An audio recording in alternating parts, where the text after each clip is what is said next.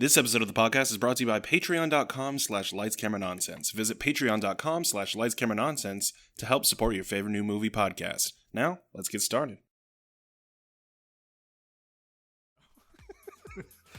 We will never be as good or professional as any comedy troupe or anything even closely related to something you could call professional. That much is true, yes. It's very true. I'll just go ahead and say it. I'll speak for both of us this time. Well, all right then. Well, okay then. All right. Hello, everyone, and welcome to Lights, Camera, Nonsense, where we give you all the latest movie magic you may have missed. I'm Nick, good to be back, Simmons. And I'm a poorly telegraphed character motivation in a children's movie, Zach Smith. Oh, I feel like that's related to something we're going to talk about. No, not really. Oh, okay. Well, kind of. Thanks for teasing me and just walking away from it. Nice.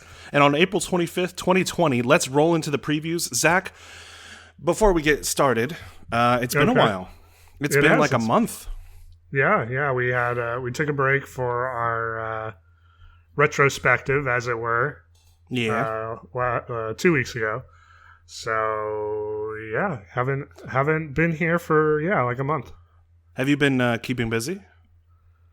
About as busy as you can. Yeah, just working from home and watching things and playing things, and Have you been? Well, I know Casey will, if given the opportunity, go out and go for jogs and go for runs and stuff. Is she dragging you along to go outside and at least get some vitamin D? It depends. It depends on if I'm in the middle of something, like if I'm in the middle of working or whatever. Right. But she has been trying to get me to stay active as much as possible. Good. So yeah, that's definitely good. I actually recently got a job where I'm leaving the house and I'm going to a place to work and then I'm coming home. So it kind of feels closer to normalcy than what it has been the last couple of weeks, where I've just been stuck at home, playing video games and watching TV as well. Yeah. So I'm not. Sorry, go ahead. No, you go. You finish. I was just gonna say I may not be as lucky to work from home, which is the ideal. Like even in a normal situation, I would love to work from home. Extremely lucky, yes. Yeah, and I would love to be able to do that, but unfortunately, work is tough to find, especially with so many people, filing for unemployment. And I know this is getting kind of too real in the weeds, but I mean, it's crazy what's happening out there in the world, and hopefully, things will get back to normal soon. That would be ideal, yes. Yeah, I don't know about as early as next week, but hopefully. Yeah. Can I tell you what my job is? Real quick? Yeah, please. So the job I got hired, a mutual friend of ours actually helped me get this job. Okay, but awesome. I'll tell you after the podcast. But he basically referred, his dad referred to him about a job opportunity at a place that he normally goes to, and I got hired on, and it was a real quick interview process and everything. But basically, what I'm doing is I go there and I'm disinfecting all the doors and stuff for the employees. And it's I won't say what company, but it's a company that's, still up and running because they're essential. But right. I'm basically polishing knobs all day, man. Oh, yeah? I'm a professional you've had good practice polisher. With that. Yeah. Wait, what do you mean? What are you talking about? Well, that's good, man. I'm glad you got something. It's getting me out of the house, too. Yeah. For sure. Zach, what have you been watching? So we had a theme this week, which we'll get to later, but outside of the theme, I did watch a lot, and I'm not going to spend a huge amount of time on everything just because we took so much time off. Same. If I was going to go through a month's worth of everything I watched, we'd be here all day because you have a month's worth as well. Yeah, for sure. So I'm just going to hit a couple. I started 2 shows. Well, I started one show and I started a season of a show I have been watching off and on. Okay. I started Tiger King. Oh, okay. I am, better late than never. Yeah. Well, this was before the retrospective went out, so it was like at the beginning of the month. Okay. and I have yet to go back and finish it. But I'm like halfway there. They just did the Carol Baskins episode about her husband. Where they talk about her history. Yeah. That bitch Carol Baskins. So that's pretty wild. And then I also started season 4 of Clone Wars. Oh, okay. See, I was going to get into that a little too, because I keep hearing reviews of the latest season being very good, very high quality Star Wars stuff. I have also heard the same, and I was like, okay, well, I should probably get on that. Yeah, and I literally I'm like a couple episodes into season 2, man. I'm not struggling, but it's like I have to tell myself, I have to sit down and like, all right, I'm watching Star Wars Clone Wars. Right, yeah. It's a lot of filler. I will say, yeah, so I am gonna reserve my final statement, obviously, until I either catch up or finish it after it's over. But right now, I'm in the beginning of season 4. I'm like 4 episodes into season 4. I'm feeling a very increasing sense that only about 60% of the show actually matters. So, oh wow! Then I'm in for the ride of my life here. Yeah, it's just like, oh, are you underwater? Doesn't matter. Whole thing doesn't matter. This will not factor into. Is Jar Jar on screen? This will not factor into the overall narrative whatsoever. Yeah, basically any episode where Jar Jar is featured, I'm like, okay, well, clearly this is filler, but I'm gonna watch it anyway. I'm a completionist. And again, I'm only, a couple episodes into season 4, so maybe what I've seen so far will factor in by the end of the season or even later all the way up to season 7. But right now, yeah, it's kind of rough, man, to watch a show that the majority of it is filler, and then you have like the good shit every 10 episodes or so. It's rough, man. It's really rough. And we'll see. Yeah. What else have you watched? And then the 2 movies I want to talk about that I watched. I already talked to you a little bit about this. I watched Onward. Oh yeah. I feel like the Pixar movie. It feels like it's been a lifetime since that movie came out. Right. Yeah. It was in theaters when all of this started to really go down. So it went VOD, and then I think on the 3rd, Disney moved it over to Disney Plus. So that's where I watched it. Not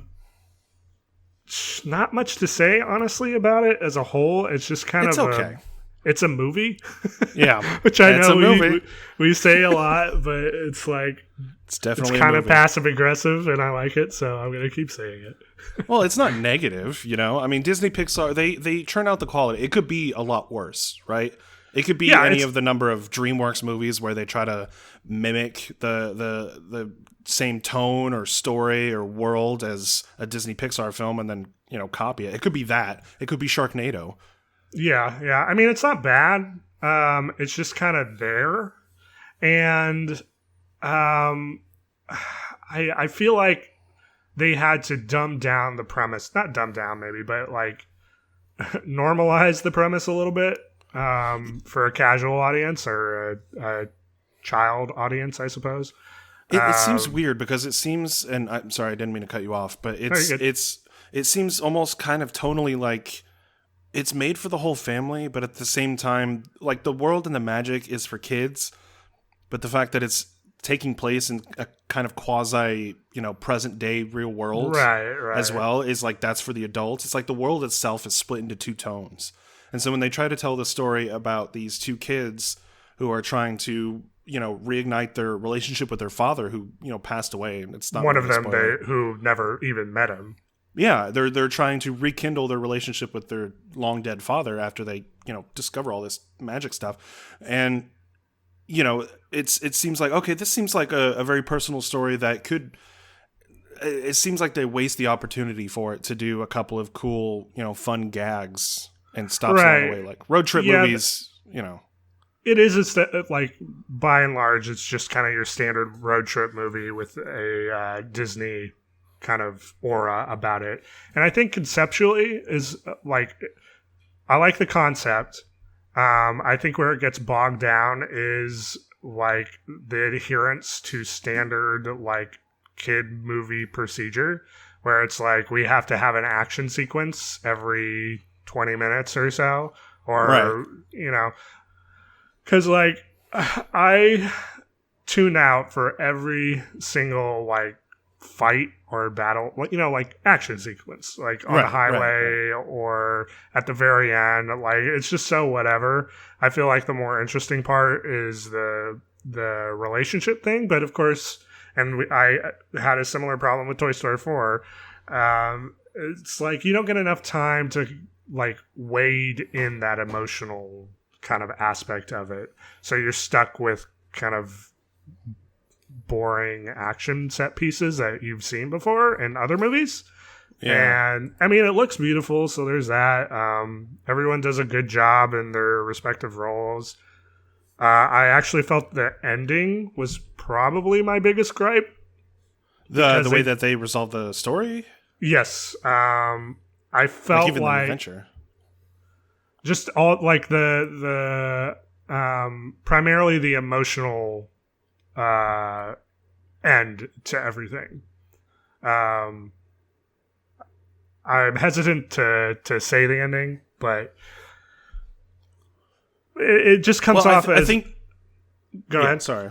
Well, I was just gonna say you don't really. I mean, I wouldn't even say you would be spoiling it per se, but it almost seems like they try to go for the tearjerker kind of ending just to like wrestle emotions from the audience. Well, like, it almost seems like the whole story itself was leading up to this moment, and it doesn't feel earned. Well, and I will agree to half of that. I feel like the whole story is leading up to this moment at the end. And it's like the story has a very obvious, like, this is what we're going for sort of arc thing going on. And then when we get to the end, it's like, okay, everything that we've been building up is now out the window, and we're gonna like veer to the right and do a completely different emotional resonant connection type thing. And I get where the it's coming from a thematic point of view. Like, you know, sometimes you don't always get what you want, and you know, like you don't get like as a chance to know someone actually that you never met. Like it's a fairy tale, right? Yeah. Wow. I mean, harsh, but yeah. Well, I mean, like personally, like face to face, like the whole. Okay, well, I'm basically talking around in circles about it, but I'll just say I'm going to spoil Onward for anyone. I think everybody's gotten the chance to see it for sure. So the whole movie is set up in where Ian, the youngest kid, wants to meet his dad, who he's never met because he died before he was born. So they are venturing to resurrect essentially their father for a day. And as the days go on, they get less time to spend with him. Right. So at the end, it gets to a point where Ian realizes that his actual familial connection that is important to him is his brother, Barley. So, but Barley has like this leftover thing, like I never got to say goodbye to my dad thing. So in the middle of a battle, because they have to keep distracting this big monster that's coming from, there's like a bunch of reasons why. Ian's like, you know what? I'll distract the monster. You go have your moment with dad. And, you know, I'm fine with just knowing him from a peripheral point of view, you know? Yeah. So, like, it kind of throws out the entirety of the movie up to that point. Because you get little hints here and there, like, oh, well, Barley didn't really get to say bye to dad. But the movie is constructed around Ian meeting his father for the first time. And then at the end, when we don't get it, he doesn't even, like, he gets buried under rocks, but he can still kind of, like, walk around. And so he's peering through the rocks and is seeing this interaction between Barley and his dad, but we as a viewer are also stuck in there with him, so we don't get to see the interaction, and it's very unsatisfying. For the people who wanted to see that resolution with Barley's story, right? Or just see the dad, like some sort of resolution. Because right now the movie doesn't really have one, other than like the family that you have right now is worth enough. Like it sucks that you didn't. Go ahead. Oh, I'm sorry. I keep cutting you off. No, you're fine. I was gonna say like the biggest issue I have, and this is gonna be a little bit of a walk, but the biggest issue I have is that they try to take a very human, real world type of story and mesh it with a fantastical world and a fantastical story. Like every single one of their obstacles that they encounter in this story is a fantastical one, even if it's right. Not necessarily grounded. It's something that pushes them forward in the story. And I know that's what draws in the kids and what keeps the kids in there, and the recognizable voices from Spider-Man and Star-Lord. But what I was going to say is what I feel like you see pictures of the dad throughout the story, and it's never really technically even about the dad, and you don't really realize that until Ian finally discovers that Barley is not his father, but like the person who raised him. He grew up with him. Yeah. Right. So he's kind of like the influence that his dad, who I assume would have been the person to do that, fell on Barley's shoulders. And exactly.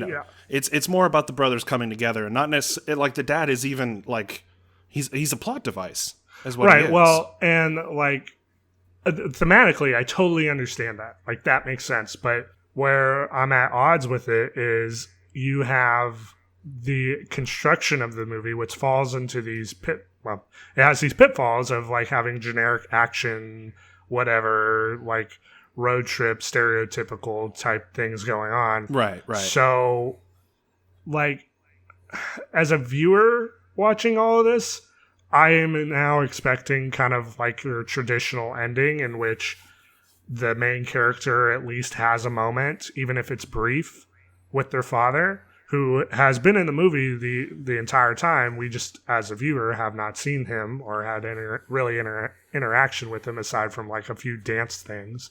Yeah. So, like, it feels unfulfilling to me as a viewer. I'm sorry. Yeah. What's up? I keep doing it, man. It's a lot different when we're social distancing. I'm trying to read cues and stuff. Yeah. Might pause. It's just over voice. Yeah. What I was gonna say was so not to project what I feel like you may be missing from it, but do you feel like it's missing that iconic Disney ending that every single other Disney movie has kind of had, and it's kind of subverts that, and that's why you find it disappointing? Oh, I definitely understand like how it's working and subverting your expectations. I totally get it. Like, I'm not saying I don't understand it. I'm just saying the way the rest of the movie is constructed, it doesn't make sense to have this thrown at the end. And it, like, to me, it just feels mean to one of the main characters. Like, it's just a mean ending. Even though he's happy with it, for me as a viewer, I'm like, well, that's super unsatisfying. That for the last hour and a half, I've been invested in this character's journey, but at the 30-second marker, we're going to do a Hail Mary in a different direction, for a different character. And like, so, I again, totally get the thematic point of it. I just think from a construction point, when you relate it to everything that came before and how the rest of the movie functions, it doesn't make sense. Yeah, and I feel like, especially when the movie has you following in the footsteps of, and maybe it's because they didn't really translate it all that well, but when you're following the footsteps of what you think is the main character, Ian, when in fact the whole movie and the whole story is based around both of the brothers. Right. Because like the way they frame the beginning of the movie, it makes it seem like, oh, you're following Ian and Ian's journey to he's trying to better himself and like get friends and sort of it frames it in that way, and it's like there's a point to reframing a movie for sure, and like I get that, but if you're gonna do it, I felt like it was incongruous the when they did it was incongruous with the rest of the movie, and if they were going to do it, it should have come like, I don't know, maybe halfway through instead of right at the end. Right, like kind of as a, not necessarily a twist in this case. A pivot. But a pivot in the story, like an end of the second act, not necessarily Right. the end of the third. Right. Yeah. Okay. Well, I mean, if you had to rate it, 0 to 10, what would you rate it? Probably a 7. It's fine. It's a fine movie. It's a good one to start in front of the kids, Yeah, and like I still enjoyed parts of it, and again, I didn't hate it. I wasn't miserable while I was watching it. I just felt like, it's fine. Yeah. Well, 7's still good. 7's still passing in my. It was better than Toy Story 4. I'll give it that. Aha! There you go. So unnecessary. And then moving on from my onward dissertation, I watched Sonic the Hedgehog. Okay, this is the first time? Yes, yeah. I hadn't seen it in theaters, so I watched it VOD. So, what did you think? We could be brisk on this if you'd like. I can go fast, yes. Yeah, I gotta go fast. Yeah, I see what There's you're doing. so there. much memery in this movie. Oh yeah. There's a guy that holds up the Sonic picture. Oh yeah. This is not only for fans of the Sonic games, but Sonic fans of like in any facet. Like they're trying to grab everybody. It's 3 steps away. The very beginning is like 3 steps away from just name dropping Ugandan Knuckles. Super. Oh yeah. Oh yeah. What I was gonna say is, now that I think about it, now that we're talking about it for like the third time, it's definitely made by people who are like, okay, well, clearly, there's fans of the old Sonic games, there's fans of the new Sonic games, and then there's fans of like the show Sonic Boom, which if you've seen clips of it on YouTube, it's a very so self-referential to a fault. Like if you see, they make fun of itself, they make fun of the fandom and the fans. It's inwardly, it's like a meta commentary, which is weird to say about a Sonic show. It's a comedy. It's a comedy of, I don't even know where my point is, but basically Sonic is no longer the Sonic that we grew up with, going from left to right, running really fast. It's so much more. It is, again, it's a movie. It's a very meh couple of movies I watched. Okay, so for reference, like when I was, tearing up and crying because he got his shoes. I did not have that emotional resonance that you did. So it's clear so we know for a fact that it's not because I'm an emotional bitch. It's because of the little kid who was enjoying it for the first time as a kid and me projecting onto that kid. Sure, yeah. We'll go with that. All right, thank you. But that's all I wanted to hear. The movie is such vanilla, this is a video game movie that belongs back in the mid-90s, constructually speaking. It literally starts with Sonic running through the city and Robotnik chasing him, and then it does a freeze frame, and it basically goes, so you're probably wondering how I got here. What's wrong with that, though? That's wrong. What's wrong with that? Like, it's... I agree with you. I feel like it's very... it plays it safe with a lot of the tropes that it uses in story structure. Yeah. But at the same time, I feel like that's probably for the better. Because if this tried to do its own thing, it would fall in the reins of, let's just keep the original Sonic before they redesigned it. And just imagine that movie. Imagine watching the movie you watched, but with the original Sonic. That movie still kind of exists, though, because I don't know if you remember, there's that scene where Sonic gets the explosive on his hand. Yeah. And the whole time, the joke is, I can't get this explosive off my hand. It's sticking to it. When, if the script had been written correctly or at least the script had been written from a correct character design standpoint, you could just take the glove off. Yeah. Just take the glove off. So that's a holdover. That's such a small minutia nitpick, though. I'm not nitpicking it. Like, I'm not going to dock it points for that or anything. I find it funny. Seems like you are. No. There's plenty else to dock. It's just it's a whatever movie, man. Like, it's fine. Did you like Jim Carrey? I was actually a little disappointed with Jim Carrey because everybody was raving about like, oh, it's Jim Carrey in his prime. He's Jim Carreying it up, and I felt like I've seen him be more Jim Carrey in other movies. Yeah, I feel like the script definitely held him back in certain aspects. Like he does better in a PG-13 rated R movie where he can really let loose, but where you are definitely constrained by not only the fandom and what the script asks for, but when you have, adults who are taking their kids to go see this movie, they're expecting a different Jim Carrey than what the kids are expecting. I'll rattle off a few things I did like just so I can even up the discourse a little bit on the movie. Okay, good. I did like Donut Lord. Yes. Just the name Donut Lord, I liked that a lot. The bar scene I quite enjoyed because at one point Sonic looks out the truck window and literally sees a feet on a motorcycle, which I don't think is actually possible. It's like the dude is surfing on the motorcycle and doing wheelies on its side. Well, it's not. Let's just say it's not going to be realistic from the very beginning. Oh, what? The movie about a blue hedgehog is not going to be realistic? About a doctor of robotics being able to afford all of this stuff and then blow up cities without any, repercussions. Oh, stuff like there's some like Man of Steel level destruction going on here. Yeah, people are dead. Dr. Robotnik killed people. Sonic ate a chili dog. That was nice. Yeah. That's a thing he does. Yeah. Not really sure. Like, they have that stinger at the end with Tails.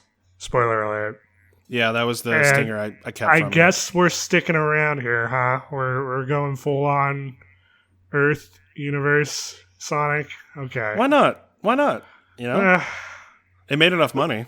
Why? Oh no, it definitely made enough money. You're gonna literally call the small town they're in Green Hills? Yeah. It's not Green Hills Zone. Just have Mobius, man. Like, I don't want to be like, I'm not a Sonic fanboy or anything, but come on. It's a total CGI. And first of all, Mobius is the comic book version of Sonic's whole world. Yeah, like, you really want to go into do not go into that. Yeah. We do not want to deal with, That's like, it's the worst story. People die in that universe. No, I know. But, like, I would much rather have a Sonic Underground cinematic. That's the same fucking thing, man. No, it's not, because that's a cartoon and that's a different universe. It's the same universe. It's a different universe. It's the same universe as the Dark Horse. We're not fighting universe. about this. No, it's not. It's not. What else did you watch? Do you have anything good to report? That was all I really wanted. I wasted an entire month. No, I watched other things, but nothing that's. Well, let me. What did you rattle watch? off? I watched quite a few things, but I'll only talk about some of the more recent things, just for we'll keep it current. Sake.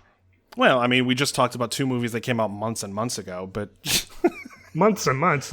Onward came out in March, man. Just because it feels like months and months. It will be. It will be months and months. It will have been 2 months since it came out. It's not like I waited a year to talk about Sonic the Hedgehog like I did with Toy Story 4. It seems like it. I don't know. So the last couple of, and I've actually been more busy, with my job. I have to drive out there, work, and then drive back, right. And so I have less time than I did the last couple of weeks where I've been kind of stuck at home. But I want to talk about a movie called Extraction that I saw. I actually watched it, started it late last night, and then finished it this morning. It's the Netflix film. A lot of these are going to be Netflix, by the way. Okay. But Extraction, which is a Netflix film directed by Sam Hargrave, who is he's like a stunt coordinator / director for Marvel. Like he does all the stunt coordination for like the Marvel movies, like what Captain America and Thor do and all that stuff. And you actually see a lot of the cooperation in between, because the main Extraction stars Chris Hemsworth. And okay. So that all right. I know which movie you're talking about. And it's written by Joe Russo, who is one of the writers for, all the Captain America movies and the Avenger movies. So, right. It's actually based off of a graphic novel that Joe Russo wrote a couple years ago called Ciudad, but this one actually takes place in India. So, it's Chris Hemsworth. If you watch the trailer, you're like, oh, cool, another generic, Green Zone, Bourne Identity, this kind of military spy. It's actually not. And you definitely see the flair that Sam Hargrave, the director, puts into his work on a normal Marvel film, because the choreography, the action choreography in this film is phenomenal. Really? You remember The Raid? Yes, I do remember The Raid, yes. So, The Raid, for those who don't know, is a 2011 film that came out. It was from the Philippines, and it had such a bare bones plot. It was like, let's just go straight into the action, and it's very visceral. We're going to have like an hour and a half of just like brutal fucking like attacks, combat. Yeah. And so you get... I definitely got inklings of that in this film, because Chris Hemsworth is he's going through people. He's John Wick, and you've never seen the John Wick movies. How dare you? But what? He's going through and he's popping fools with his gun, like just cutting through them like butter. And he actually at one point in the movie picks up a guy by his legs and then flings him into another guy who's like leaning against the counter, and like just snaps the dude's neck with the guy's feet. Oh, Jesus. It's very bloody. It's very visceral. Let me just get into the story. Chris Hemsworth plays a fearless black market mercenary who's Australian, by the way. He's able to do his own accent finally. Oh. Who embarks on the most deadly... He never gets to do it, all right? Let's just let him have it. He gets to embark on the most deadly extraction of his career when he's enlisted, but to rescue the kidnapped son of an imprisoned international crime lord. So, like, he basically gets stuck in the middle of a city and has to escort this, 12-year-old Indian kid to the outside of the city because a rival crime lord kidnapped him, and he's basically extracting the kid. And it's all about getting from point A to point B. And it seems kind of simple in its, premise, but it actually gets pretty complicated when it comes to who he's able to trust and who he gets betrayed by throughout the process. And also, it stars, who is it? David Harbour. Oh, okay, yeah, from Stranger Things. Stranger Things, the upcoming Black Widow movie. So, yeah, he's in that. And it's really good. I actually thought, some of the acting is a little, they haven't really been, well, I wouldn't say hammy. I would just say, like, it seems kind of not as, they haven't been, the main character, not the main character, but in a as high profile movie as this. Like, this probably wouldn't have gone to Netflix. This probably would have gone to theaters. Really? Yeah. I would definitely see that. Yeah. With the name recognition, from who's behind it. Yeah, for sure. I think that they moved over to Netflix as a result. Well, no, but I think that it was probably in the talks. I could see this because it's got a high budget. Like, they're wrecking through this city. This isn't something that, I mean, I can look into it later, but I could definitely see this watching it in theaters. But it's really good. I recommend people who like a good action film, who don't mind the rated R bits of violence. It gets pretty violent in there, but if you're into that, if you're in the mood for an action movie, I recommend it. The other thing I watched, I've two shows, both on Netflix. Okay. One is The Midnight Gospel, which is a show created by Pendleton Ward, who, if you don't, who made Adventure Time. Yeah. So this show is about a podcaster. Hold on. Why is it not coming up? Weird. That is. Oh, it's because I have no internet. That's wonderful. I don't know why I'm doing that. But it's created by Pendleton Ward and co-created by Duncan Trussell, who actually has a podcast that's very popular. He interviews a variety of different people, from therapists to gurus and all of that, and he basically asks them questions about like life and drugs and happiness and all different kinds of like deep thought questions. But basically, the premise of the show on Netflix is that it's a animated series that follows a video podcaster that travels between different multiverses of Earth and interviews these different people. Like the first episode, he interviews the president of the Earth, and it's in the middle of a zombie apocalypse, and he's basically asking him about like what's a good drug, what's a bad drug, and how drugs affect people's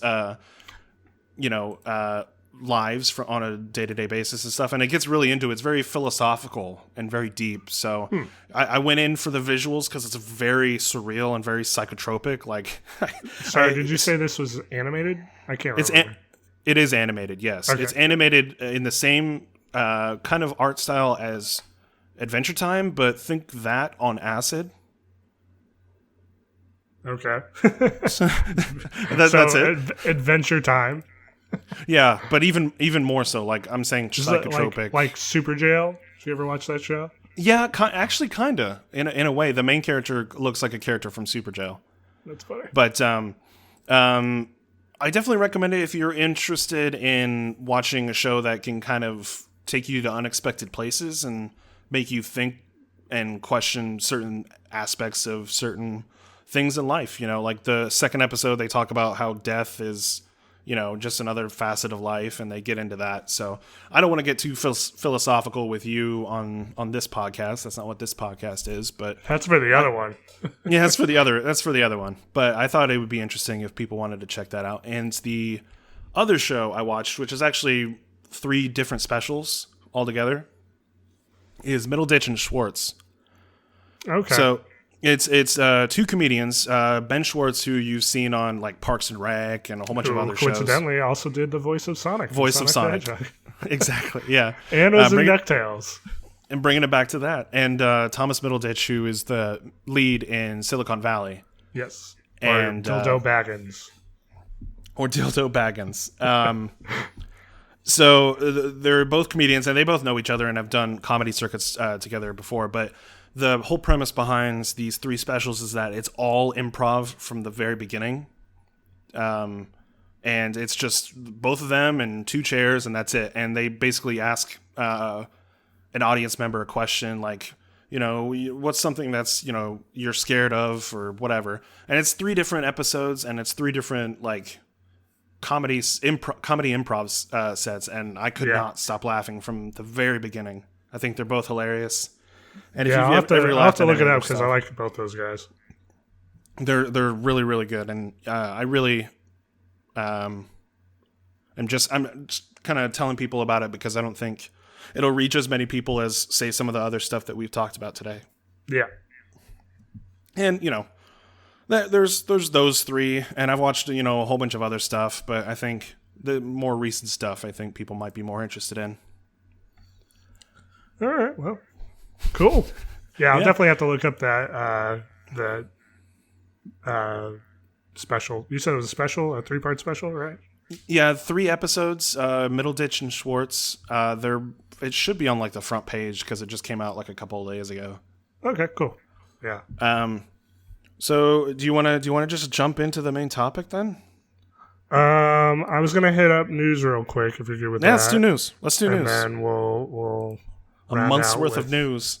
No, definitely not. It's more like there's something from a month ago, but it's probably more like 5 days worth of news. Okay. Because I wanted to keep it metered. A lot of these are going to go by quick because they're basically the headline. For instance, Hobbs and Shaw 2 has been confirmed by Dwayne Johnson. Yeah. So there you go. I hate it.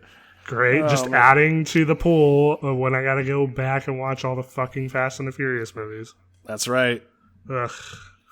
I have to start now, or otherwise I'm going to have to spend like a month watching Fast and the Furious movies. Honestly, I'll be there right. I'll watch them with you, man. We'll get into it. We'll rip them apart. How about that? I'm going to need like heavy alcohol. Oh yeah, hey, I just bought some for this weekend, so I'm in. Let's do it. Moving on. Not now. Well, yeah, not now. Moving on. Rick and Morty season 4 has a air date of May 3rd. So that's it's coming up.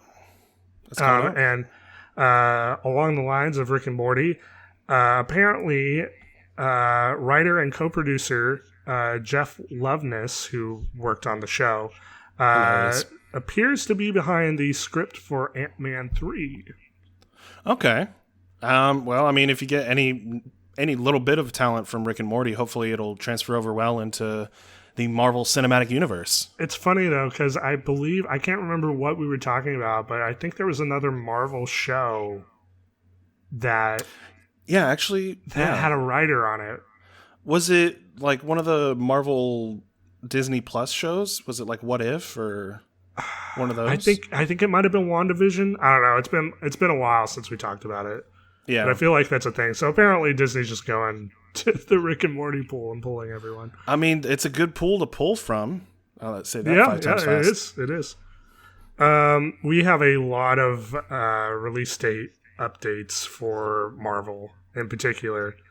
Since everything's getting kind of moved around, we're seeing a lot of like pushed out dates for not just Marvel movies, but for really anything.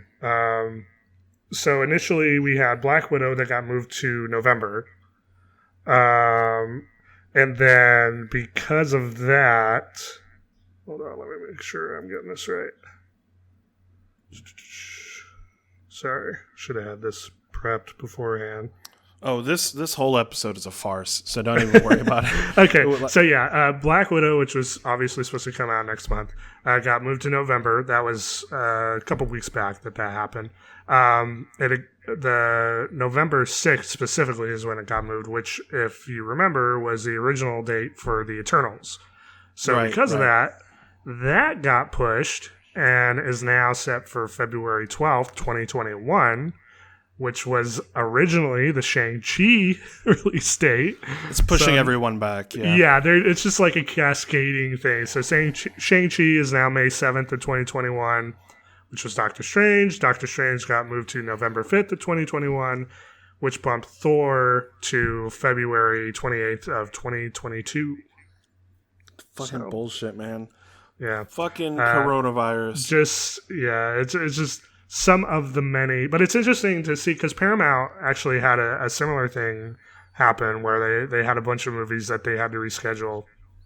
But they're doing this like cascading thing where like they're just shifting the movies down, which I find is interesting. It's an interesting strategy. Yeah, they don't want to lose. I feel like they're okay with losing dates as long as they don't lose any money on the release themselves. Right. Like they're probably playing it safe as opposed to Marvel, which knows that they're going to make their money back no matter what. Yeah. Sam Raimi has confirmed that he's directing Doctor Strange and the Multiverse of Madness. So that's perfect. That's good news. Well, we'll see, actually. Very well, yeah. Hopefully he's not going to have the interference that he had in Spider-Man 3 to deal with. Well, that was Sony last time, wasn't it, in 2007? Yes, yeah, it was. I'm just saying, hopefully he doesn't have to deal with that same meddling. Oh, yeah. We'll see. Marvel has done it before. Yeah. There's apparently a One Punch Man movie in development from Venom writers, Scott Rosenberg and Jeff Pinkner. Oh, good old Pinkner and Rosenberg. Yeah, they also did the Jumanji movies. So I can expect high things, good things, high art. Venom 2 officially has a new title. Yep. Along with the news that it was being postponed until 2021. The new title, or I guess it never really had a title before. It was just Venom 2. The title is Let There Be Carnage. Now, you sent me this. Yeah. I'm going to be the first to admit I do not have a large knowledge of the Carnage universe in comics. So when you sent me, you just sent me a text, Venom 2 is Venom, Let There Be Carnage. And my response was, I can't decide if that's some great comic nonsense or utter garbage. Maybe both. And then you sent me a screenshot of a comic book page in which Carnage is in a church holding a Bible in priest garb going, Genesis 1:3, and God said, let there be carnage. Which is not. That's a hell of a pull. Yeah. Comics are weird, man. Comics are weird. They're so dumb, and I love it. Yeah. We'll see. So yeah, new title. Along with the that Spider news, Sony officially announced release dates for the next Spider-Man Marvel movie, which would be provided everything goes as planned. November 5th, 2021. Or no, sorry, that was the original date. That's the new date. Oh my god, I'm all over the place. New date is November 5th, 2021, which was postponed from the original date of July 16th. Right. And then additionally, they also announced that the Spider-Verse sequel it will be releasing on October 7th of 2022. Yeah.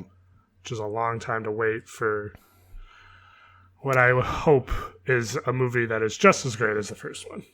Well, I think I don't know if it's been confirmed, but most of the talent is coming back at least for the sequel of Spider-Verse. Yes, yeah, I believe so. So I think as long as they put enough time and effort into that film, take as long as you need, which is apparently 2 years. I assume that they've been on pre-production for this for a while, and animation takes longer. But yeah, we'll have to wait and see. They announced a previous release date like a month or two back. So yeah, it's very clearly been in the works for a minute. So hopefully that added time will produce better results. Hopefully. And then lastly here, HBO Max has now officially set a launch date for their service of May 27th. I would say it's right on time. It's if I was the head of HBO, cool, I'm a billionaire. Yeah, congratulations. Why are you here again? I was going to say, if I was the head of HBO, I would have pushed this forward, given all of the time that people are spending at home and how much you could capitalize off of this, especially with they're starting with Friends, right? Like they're starting with that on their Friends slate. will be on there, but they're not that reunion thing that they were talking about. It has been postponed indefinitely for obvious reasons. Yeah. But yeah, I believe once it launches, Friends will be on there from the jump. So, I mean, given all of that, you would think that they would capitalize on that. And who knows? I mean, in a perfect world, hopefully by the time that HBO Max comes out, everything will be a little bit closer to back to normal. But, I'm not going to say that. I would think that, basically what I'm saying is if they pushed it forward, they would capitalize on everything that's going on and with the amount of people sitting on their couches. But who knows? Well, I'm sure they are capitalizing as much as possible because they're a business, and that would just make sense. No, you know what I mean. Probably has to do with like licensing rights. They probably penned those way beforehand, so right. They theoretically could launch today, but if their licensing rights don't take effect until the 25th, then they'd have nothing on there. Well, and how much did you say? How much did you say was the membership? So it's $14.99. It's the most expensive out of all the streaming services. Yep. Mm-hmm. For the basic version of it. I think is the. I think HBO Now had a bump a while back that bumped that up to that's the normal price for that. I can't remember if that's the case or if it's still at $9.99. But that's not too much a surprise, HBO being the most expensive out of all the streaming services. Oh, yeah. We'll have to wait and see. Yeah. Have you seen the ads? Have any ads popped up for you about the stuff that's going to be on? HBO Max? I may have, but I think I was probably dismissing them as commercials for just like the regular programming, like Westworld and Yeah, well, any of there's the stuff going on. There's two specifically that caught me off guard because I had no idea they existed. They're redoing, or not redoing, they're doing new cartoons for Looney Tunes, but in the style of like the old Tex Avery animation. Okay, that's weird. It's super weird, but you know what? I'm on board. Okay, I'll watch it. Look, and they own the rights to Looney Tunes? Warner Brothers, yeah. Oh, God, I'm dumb. I'm sorry. Yeah. I keep forgetting Warner Brothers and all them. Yeah. They're a big house, and then the other one was they have like a Sesame Street variety, maybe not a variety show, like a talk show. Oh, yeah. Like the late show. Or not the not so too late show. Yeah. Where Elmo hosts and interviews celebrities. It's interesting. Well, that was one of the commercials that I saw, and it looks interesting. Again, we'll have to wait and see. Who knows? I know they're not going to be risque because obviously it's Elmo and it's Cookie Monster. Well, but it's not too don't late. Cookie-splain me. Don't Cookie-splain me. So, what other news you got for me? That was it. That was all the news. Oh, okay. Well, then you want to dive into the topic? Yeah. You wanna tell the lovelies at home what our topic was? So, our topic. Hello, lovelies. Oh, hello. Our topic this week is twists in movies, and I'm talking like plot twists and story. Not like there's a driving scene and then they turn in a roundabout or something. Very quickly, yeah. and not the twist is in the dance. I'm talking about like M. Night Shyamalan is probably going to be brought up at least once. Yeah, Unfortunately. So I thought that we could talk about a couple of plots, like ones that resonated with us, and then maybe we can dive into like what our favorites are. Maybe yeah. I think it's fair to say probably expect some spoilers to slip through the cracks here and there. Oh yeah, for sure. So we'll probably say the name of the movie before, but I mean maybe what? Oh, hello! Oh, no. It's me! No. Oh, I'm back! Oh, this is the surprise, Zach, I told you about before. Who thought you were done with me? Oh, you were so wrong. Can't even escape you in a global pandemic. How are you? I'm just peachy, thanks. Yes, how's your closet and your cat food? I've moved up in the world. I'm eating dog food now. Premium. Is dog... Oh, big very fan. Very vet. Very Is dog vet. food inherently better than cat food? You'll never know until you try. Well, I'm asking you. It's alright. It's alright. More flavor. What a life you lead. I've come to you today, Zach, and you, Nick, to give Zach a quiz. Another quiz. I'm the quiz master. Is that all right? Yeah, that's fine. Okay. It's gonna be a little bit. It's gonna be a twist of the quiz. All right. I'm going to tell you the twist. Is the twist that there is no quiz? It's a reverse quiz. I'm going to give you the twist of a movie, and I want you to guess which movie it is. Okay, interesting. If you need a clue, I don't know if it will help. I will give you the year that the movie came out. Okay. Maybe an actor. Who knows? Okay. All right. Gotcha. Are you ready, Zach? I'm as ready as I ever will be. Okay. We have... Let me count. Not the counting master, though, so it might take... No. It's about 28, but we will run through them very quickly. Okay. Are you ready? Yeah. Okay. Keep track of how many you get right, okay? Oh, you're the quiz master. You're supposed to No, be keeping track. okay. All right. Hold on. I clicked away. Motherfucker. Okay.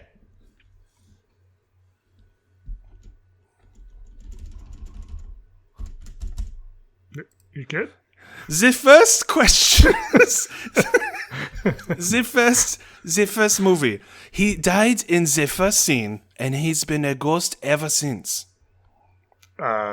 Sixth Sense. Okay, you are correct. Nice. The second one. She's the ghost. Those spirits that haunted her house were the living. The Others. Correct. Nice. You're doing so good. This is much better than the Christmas quiz. Oh, Already. just wait. I don't The have third. to. Like numerically, it is already better. I got one question right on the Christmas quiz. Oh, that's true. That's very true. Hold on, let me get a notepad out.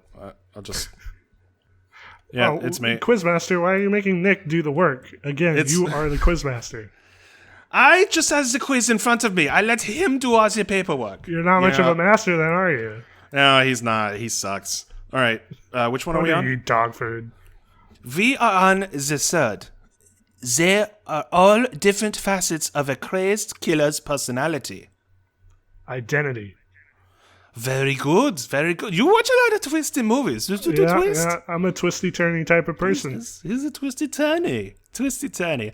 The fourth. He never actually left the hotel room. 1408. Very good. Very Nice. good. Nice. The This next is going one. well. Very well. I have severely underestimated you. It's very different from our normal interactions with quizzes. This is going very bad for me. It's not really in 1897. It's present day. The Village. Okay. Shit. The killer has been in the room the whole time pretending to be dead. Saw. Very good. Very good. We will have no movies to talk about by the end of this, by the way. Yeah, you're doing all our work for us. This is the next quiz. I'm not trying to. Yeah, it really sucks. It's the next twist. It really was just a game after all.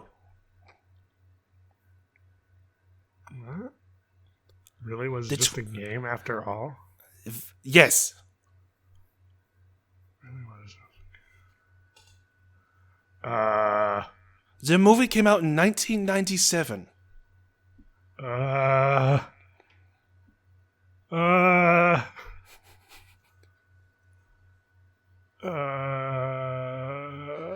It starred Michael Douglas. Oh, the game? Yes. All right, that's too big of a clue. His face was the poster, so maybe it was too big of a With the clue. little jigsaw pieces coming out. Yeah. Yes. The next twist.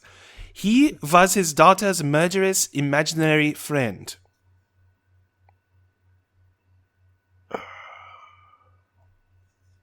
Starred a very high-profile actor. Daughter's movie- imaginary murderous friend. Wait, say it again? He was his daughter's murderous imaginary friend. One more time, you kind of cut out there. He was his daughter's murderous imaginary friend. Oh, man. Came out in 2005. Ooh.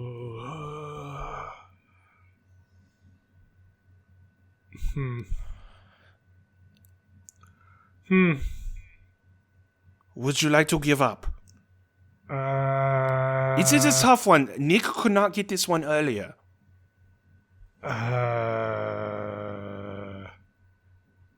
Yeah, I don't know. I don't know that one. We will move on. We will move on. I'm marking down all of the ones you get wrong, which has only been one so far. So very good. That seems very petty. Well, I'm a very petty German, as all Germans are.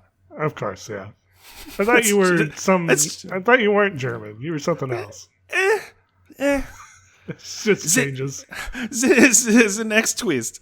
He did write the story. The man who accused him of stealing it was an alternative personality of his. Secret window? Yes. Yes. The next twist. The little girl is actually a 33-year-old insane asylum escapee. Orphan. Correct. The orphan. The next twist. He already found his vice attacker. Now he's tricked himself into murdering again. Memento. Yes, it's a very popular twist. Yes, yeah. The next one. And not all of these movies are necessarily thriller horror movies. Thank you for letting me know that. I'm sure You're welcome. That means that this next question pertains to such an occasion. No. The next twist. He has a twin that shares his identity. The Prestige? Yes. Nice. That was kind of a vague one. Yes, it is very vague. I'm just reading what I have written down. I did not do the research. The next twist. She's the real killer. She's just used the investigation to frame her boss. Frame her boss? Yes. Came out in 2007.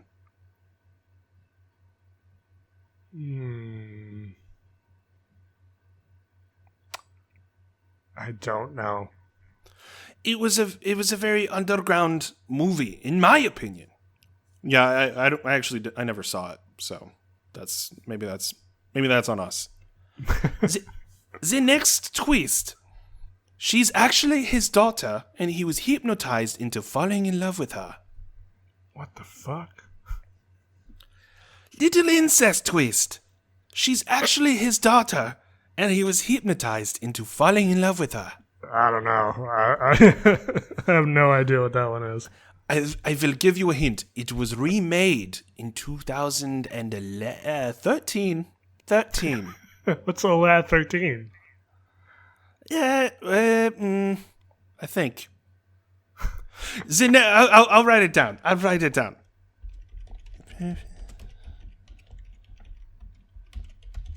Okay. The next twist. He's actually blind, and the Bible is written in Braille.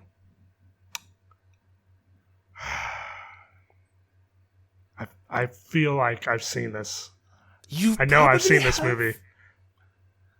The year was 2010. You're going to kick yourself. I know. I can feel it, because I know I've seen this. Blind Bible was in Braille. Yeah, I don't know. I can't think of it. We will come back to it. The next twist. She's a god too, and also his soulmate. What? She's a god too, and also his soulmate. Hancock. Yes, correct. Nice. After such a long it wasn't that long trend of incorrectness. All right, how about a softball just to get you back on your stride? The villain is his father. Empire Strikes Back. Yes, no. Correct. Very good. Very. I like good. These vague ones. I mean, it's pretty iconic. I don't know. She's not really 14, and she's not really his daughter. What? You turned British. What? Yeah, you turned British for a second there. No, I didn't. Not really 14, and not really his daughter. The German hurts my cheeks. Put that on a shirt. She's not really 14, and she's not really his daughter.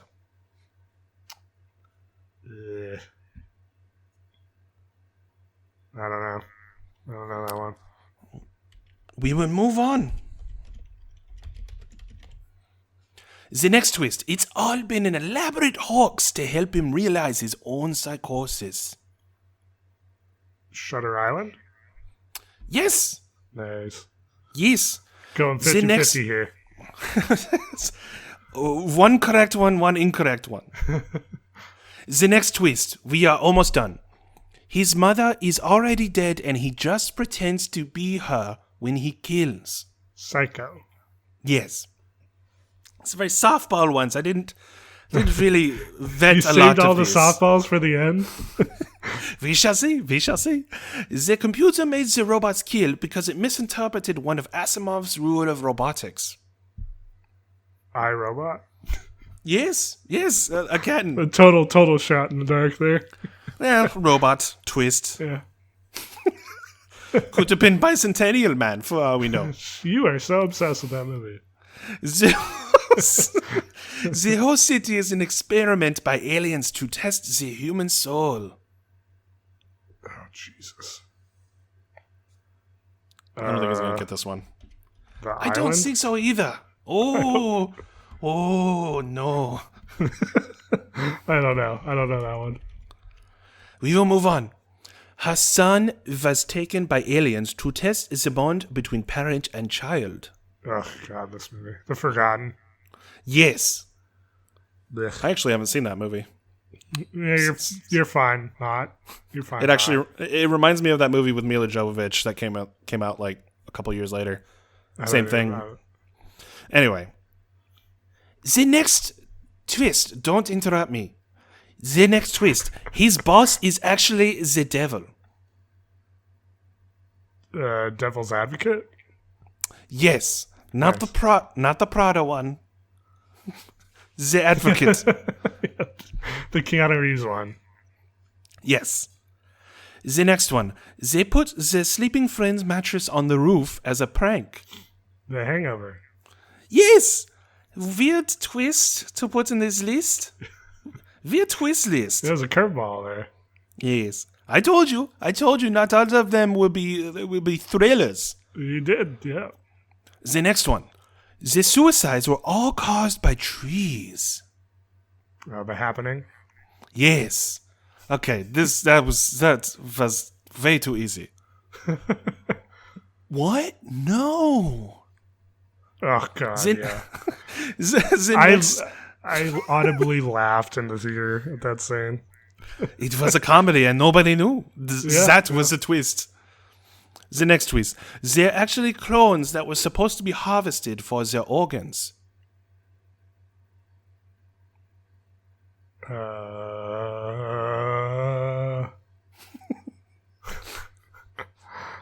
You're going to kick yourself. Oh, damn it.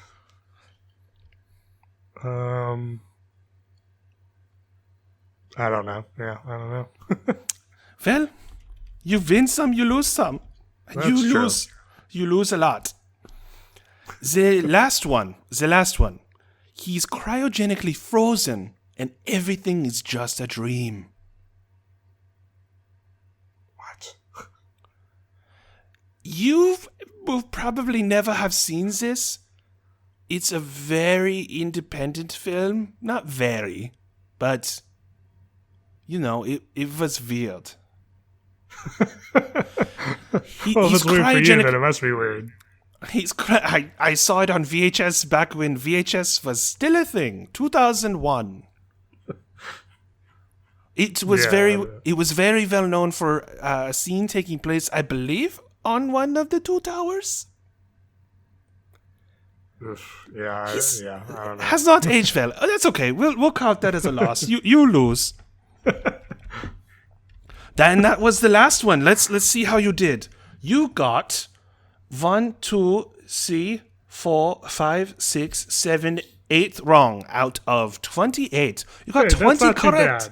That's not bad. That's not bad. You did simply okay. Well, okay. What's the percentage of a 20 out of 28? You do the math. I'm a quiz master, not a math master. 20 divided by 28. It's like a 70. It's a passing grade, I guess. C's get degrees, man. In America, it's a passing grade. So not bad. Final bonus question. Okay. In The Third Man, Holly Martins arrives in Vienna to find that the accidental death of his friend Harry Lime is rendered suspicious by the presence on the scene of two men helping to carry the body away in a mysterious third man. The titular third man. What's the twist? That was very wordy, and I got very little of it. Never mind then. You passed the quiz. I'll cut that part out. You'll do no such thing. I do the editing. Get out of here. Go away. No, you're not the edit master. You're the quiz master. Yeah, get out of here. All right, bye. See you next time. Oh, hopefully not too soon. So, yeah, good job. Yeah, that was not my worst at bat. What was were there any movies that we didn't that you didn't spoil that maybe you wanted to talk about? Well, I don't know which of the ones I missed. What shit. Those were. Oh yeah, you want me to go over them? I guess he already left. Yeah, there were a couple in there you said I was going to be really upset about, so now I kind of want to know, so I can be really upset.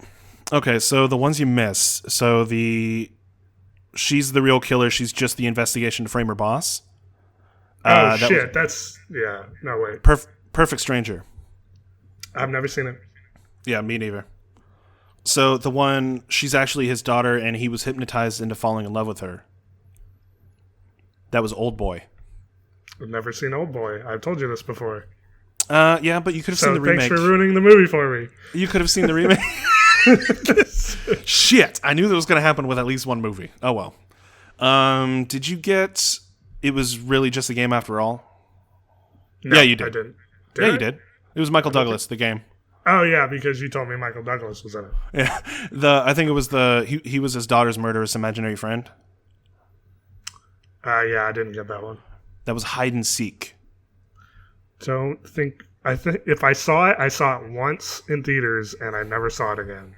It was Robert De Niro. Yeah. He's actually blind, and the Bible is written in Braille. Is the Book of Eli? Ah, shit. Yeah. Yeah. Yep. Yeah.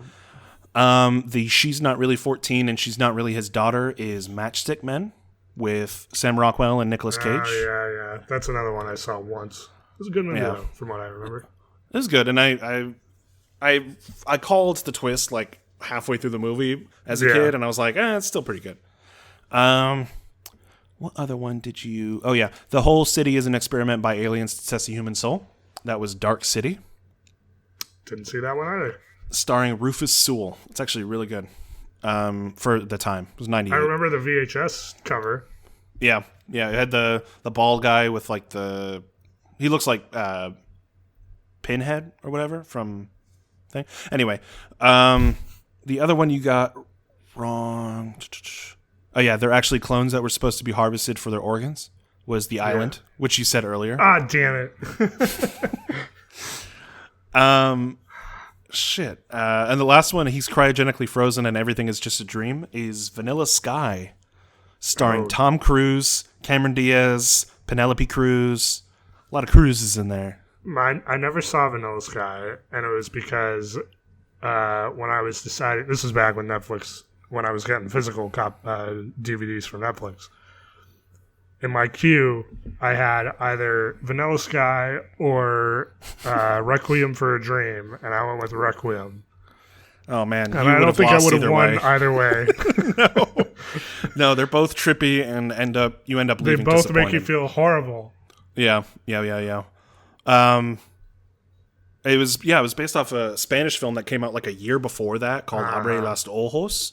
And that had Penelope Cruz in it too, and I think I only saw clips of that. But I think that was all the ones that you missed. Were there any other ones? I don't know. I'm not the quiz master. Neither am I.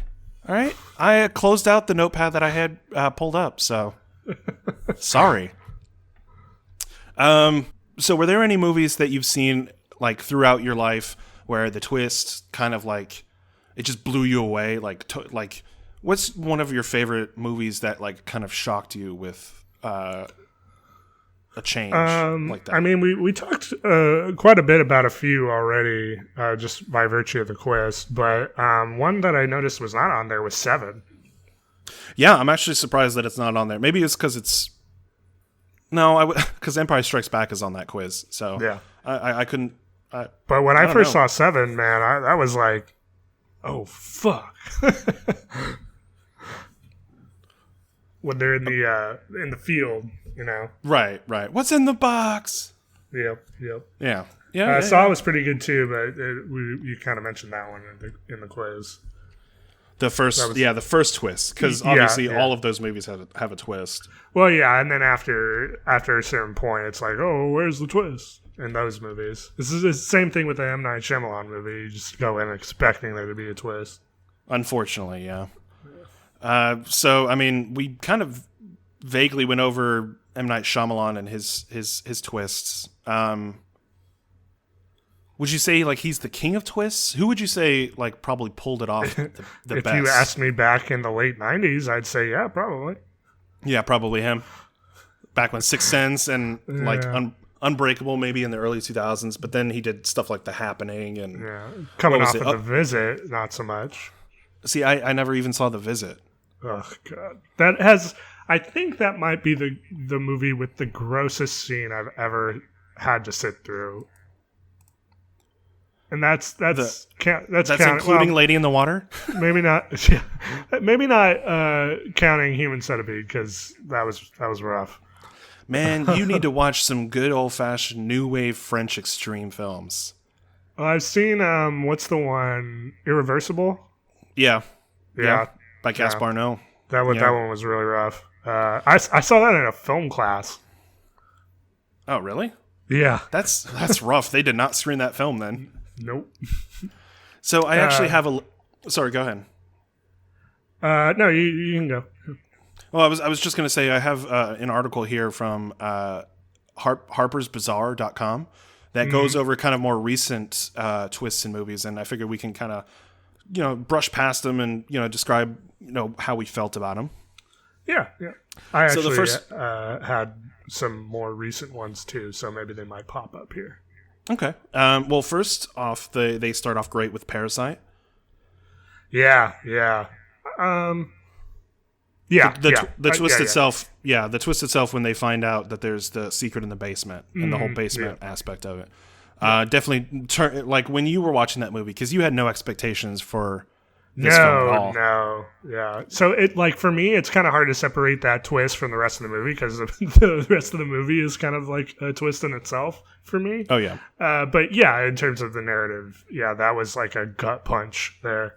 I agree, and I've always been a fan of Park Chan-wook's, Bong Joon-ho's films, and the twist that he kind of puts on how we as a society are just in terms of like caste structure, like you have the rich and the poor, and how each different society, even each different version of that facet of society, kind of reacts to specific situations. In this case, extreme situations. Another one that I have right here is Us from last year. I actually have that one down too because I have grown more fond of Us over time. Whereas like Get Out was like, okay, I really like this from the jump. Us, it's grown on me more, and like I don't think the twist is necessarily like the best ever. But what it lends to the narrative, I think, is really nice. I feel like, would you say that the point of a good twist is to never really see it coming? I'd say generally yes. That being said, if it's something that you can see coming and it's utilized well and done well, then I'm fine with it. I don't like twists being in movies just for the hell of it. Yeah, just because, I mean, whenever I used to never be like this. Like, I used to hang out with a friend who would always, like, Oh, I know the twist, and he would say that halfway through the movie, and me not expecting a twist. I feel like if somebody tells me that there's a twist in a movie, that ruins a huge aspect of the movie. Well, the fact that there's a twist is that that's part of it. Like now you're expecting it. Now you're expecting it, and so it ruins what would normally be tension building up throughout most of the story, you would think. Another one I have here is Once Upon a Time in Hollywood, although that's more of a subversion of actual history than a twist. What about Arrival, 2016? I had that one down too. Yeah, great movie. Yes, I think for something that was based off of a short story that expands upon the idea and the premise and expounds on the ideas that the story it comes from about, whole life, love, and how all of it is non-linear in a certain way. It's right. I like the twist, basically. I don't want to spoil it too much because I feel like as kind of an art house film itself, you should go in watching it as a different kind of film, because most people were probably watching it as an alien invasion film and wasn't expecting what it was. Right. Maybe that's just me. No, I get it. Yeah. Coco. That's not really new. Oh, well, what about Gone Girl? Did you ever see that? I did see it. I don't remember. Like, I remember the twist, but I don't remember enough of the movie to be like, oh yeah, that worked well. I remember I liked the movie. It was a good movie, and everyone was great in it. But I don't remember. I feel like I got to the end of that movie and was like, but why? Well, for those who haven't seen Gone Girl, you're missing out. David Fincher, obviously written by Gillian Flynn, based off of her book. But it's about a very picturesque marriage between Nick and Amy. Nick played by Ben Affleck, and Amy being played by what's her name? Help me out here. Yeah, I'm pulling it up. She was in Die Another Day. She was in Johnny English. I mean, I could do it, but you're already doing it. It is Rosamund Pike. Rosamund Pike, thank you. It's about this married couple, and it starts off. You're trying to. She goes missing, and people think that Ben Affleck's character Nick. I don't want to say Nick because it makes it seem like I'm implicating myself. Murderer. Anytime they use my name in a movie as a character, I'm like, oh shit, this is I'm invested now for some reason. So now that we've gotten out of like 90s sitcoms, like Zach very rarely comes up. It's so weird, right? That your name almost never, as a main character. It's a very 90s name, yeah. It's weird. Whereas Nick is timeless. Tune my own name horn. But basically, she disappears, and everybody in Nick's life is like, "Oh, he, killed her, and like buried her body," and they start, doing all that. But the twist is that you find out she finds out that he cheated on her and planned her disappearance, and then later implicated and set up their marriage towards the end of the movie. That in a way to where she's always going to be the victim, and he's always going to be the one who is like going to have to cater to her every whim. Otherwise, he's going to appear to be the murderer. And like Neil Patrick Harris shows up at one point, and it's very weird. It's very dark. Yeah, it's a David Fincher film. But I liked it. I liked the ending of the movie because you're like, okay, neither of these people kind of deserve what's happening to them, but at the same time, you're not really rooting for anybody. There's ultimately a villain in each of the main characters. Right. Did you ever see A Simple Favor? I did, yes, with Anna Kendrick and what's her name? Rosamund Pike. It's not Charlize Theron, is it? No. It's Blake Lively. That's it. Blake Lively. Yeah. Thank you, Casey. She's sitting behind me, so. Creepy. Like Blake Lively. Duh. And it's got it's kind of very Hitchcockian. The yeah. I was the movie I got with that was not what I was expecting, and it's actually a really fun movie. So if you haven't seen it, I would suggest tracking it down and giving it a watch. I think you could find it on it's some available VOD most service. places. Maybe HBO I think might have it on there. I know it's been on there recently. It's got like a weird dark comedy type of tone to it for most of it, but then towards the end it takes itself seriously. It kind of threw me off. I enjoyed the movie, but I think that that's fair. I can't really explain it, but for whatever reason I really enjoyed the tonal inconsistency here, which is not something that I would normally say like, oh yeah, there's some like weird stuff going on with tone. But I think it works really well on this, so I don't know, maybe give it another try. Because I do love Anna Kendrick. The ending for me is just like it just gets borderline ridiculous. Oh yeah. But in a good way, like a fun way.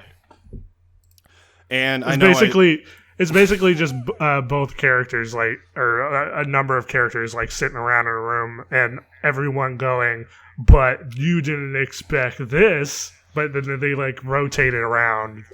It's like three Batmans in the room. It was.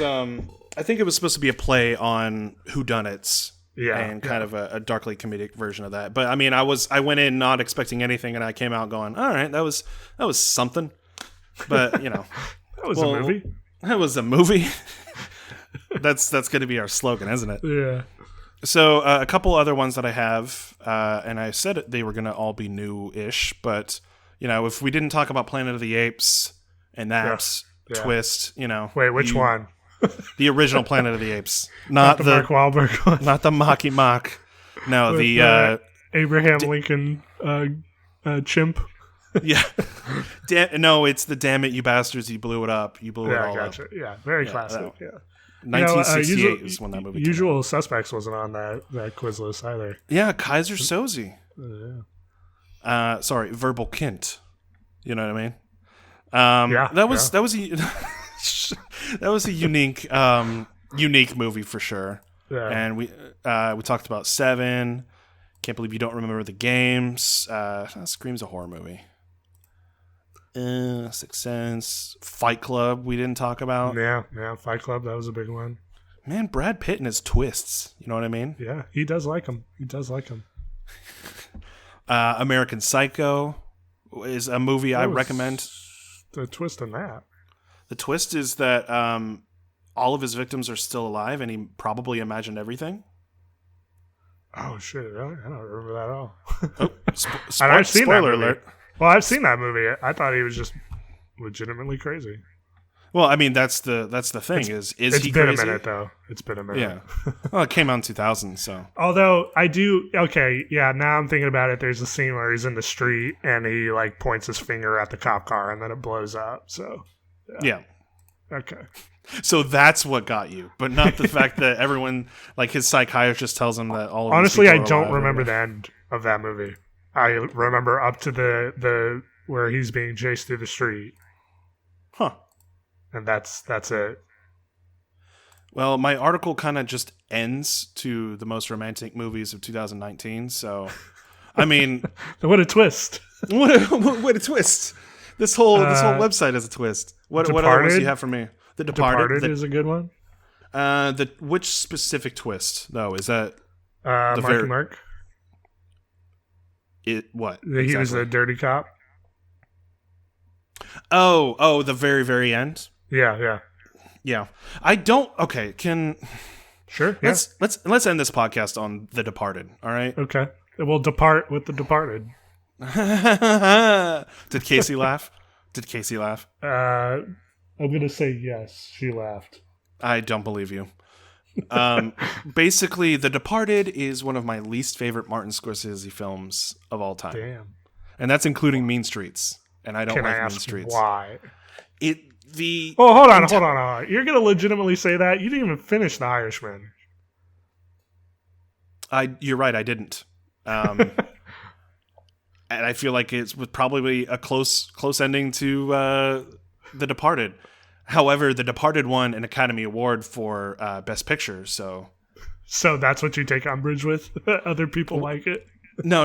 What I'm saying is it won an Academy Award, so all of the Academy's, all of Martin Scorsese's constituents all agreed, or at least to a majority extent, that The Departed was worth Movie of the Year that year, 2006, and I don't agree with them at all, to be honest. Let's look. Hold on. Hold on. What do you think should win?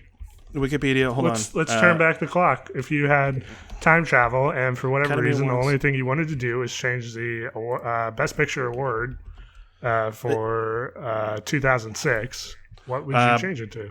Brokeback Mountain. Was that nominated the same year? No, that was the year before, I believe. Hold on. Okay. I may be a year behind. 79th Academy Awards.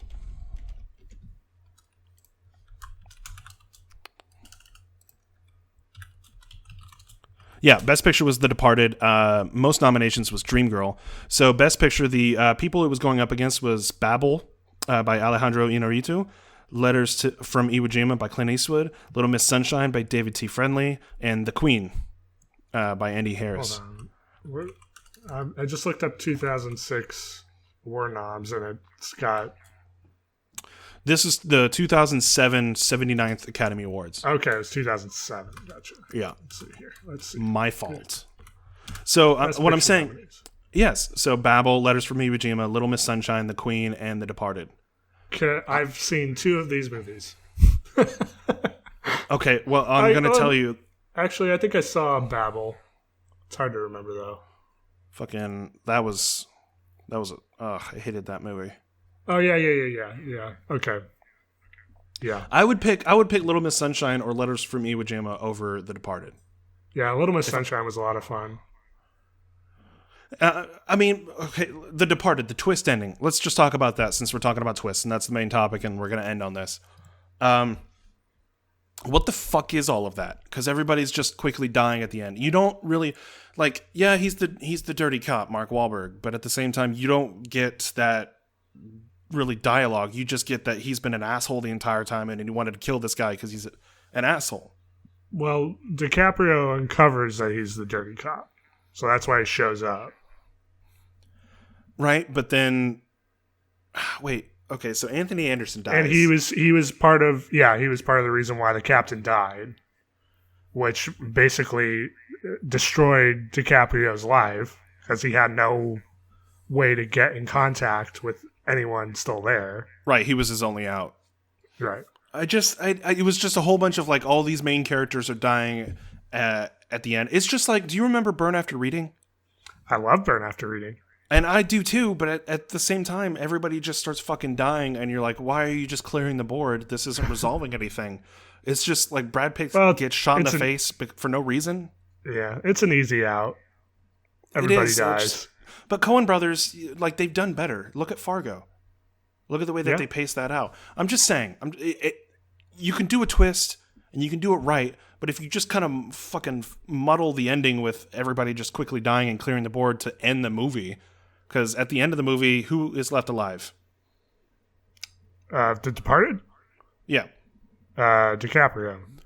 No, he's shot immediately by Mark Wahlberg. No. Wait. No, sorry. No. Mark Wahlberg... No, DiCaprio is shot. But he's shot by somebody else. He's shot by Anthony Anderson, I think. Does Mark Wahlberg show up? Oh, fuck. Let's just remembering this. Matt Damon goes to Leonardo DiCaprio's funeral. Oh, shit. Yeah, it's Matt Damon. That's what I'm fucking up here.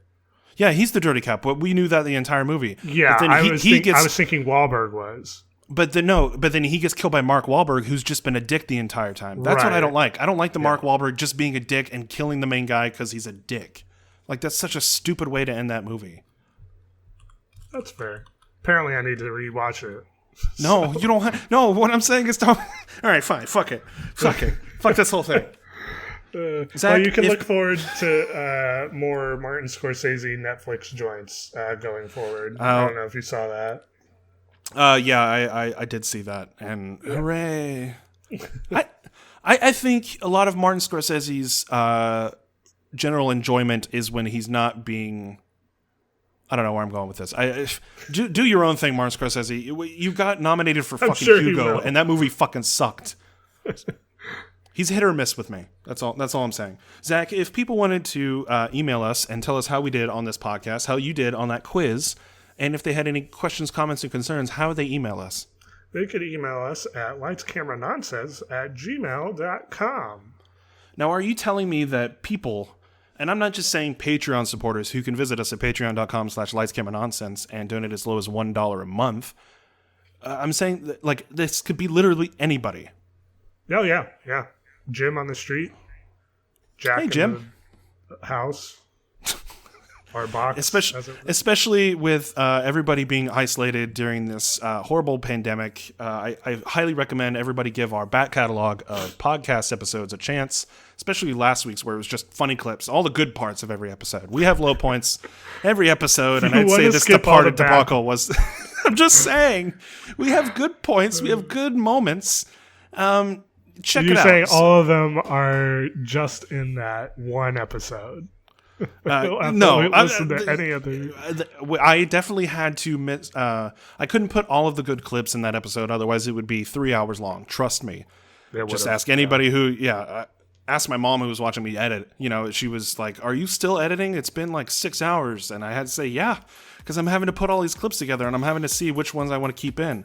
So check out last podcast. Check out every podcast we do in the future, and visit us at patreon.com/lightscameranonsense. And obviously email us at lightscameranonsense@gmail.com. But this has been Lights Camera Nonsense. Obviously. This has been Lights Camera Nonsense, keeping you updated despite our best efforts. Make sure to tune in every 2 weeks for all the latest news, reviews, and how do you do's, Zach? How do you does?